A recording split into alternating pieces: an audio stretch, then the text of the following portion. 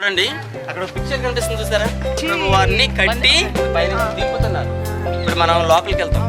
అక్కడ ఒక యేసు ప్రభు వారిని బంధించి లోపల దించిన ఒక గది ఉంది.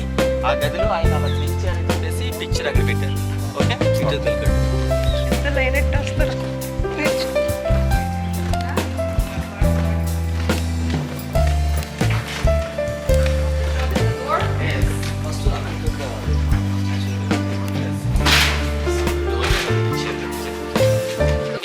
ఏంటంటే మేడగదిలో యేసుక్రీస్తు ప్రభు వారు ఏం చెప్పారు, ఎవరో తెలియదు అని చెప్పేసి 3 సార్లు అబద్ధం చెప్తామని పేతురుతోటి యేసుక్రీస్తు ప్రభు వారు 3 సార్లు చూపించినట్టు 3 వేలు కనిపిస్తున్నాయి.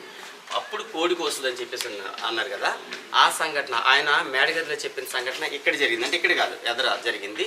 దాని గుర్తుగా ఈ పిక్చర్ ఇక్కడ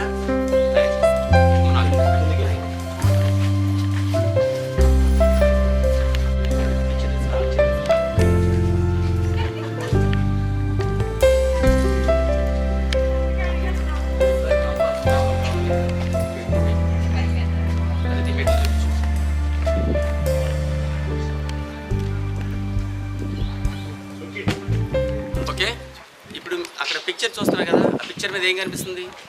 యేసుక్రీస్తు ప్రభు వారిని కట్టి బంధించి కొట్టుకుంటా లాక్కెళ్తున్నారు సైనికులు. అంటే మనం చూస్తే అది ఒలీవల కోట. ఆ ఒలీవల కోట దగ్గర గెత్సెమనే తోట ఉంటుంది కదా, ఆ పక్కన చెట్లు కనిపిస్తున్నాయి కదా, అది గెత్సెమనే తోట. ఆయన అక్కడ పట్టుకుని దారిలో తీసుకుని ఇది కైప అప్పుడు ప్రధాన యాజకుడు యేసుక్రీస్తు ప్రభు వారు సిలువ వేసే టైంలో ప్రధాన యాజకుడు, ఆ సంవత్సరం ఇతను కైప ప్రధాన యాజకుడు. అతను ఇల్లు ఇక్కడ ఉండేది. కాబట్టి ఆయన్ని ఈ మెట్లు వేయించి, అంటే దారి ఇటే అనమాట, ఈ దారిలో తీసుకుని వచ్చి ఈడ్చుకుంటూ వచ్చారని అక్కడ పిక్చర్ వేశారు.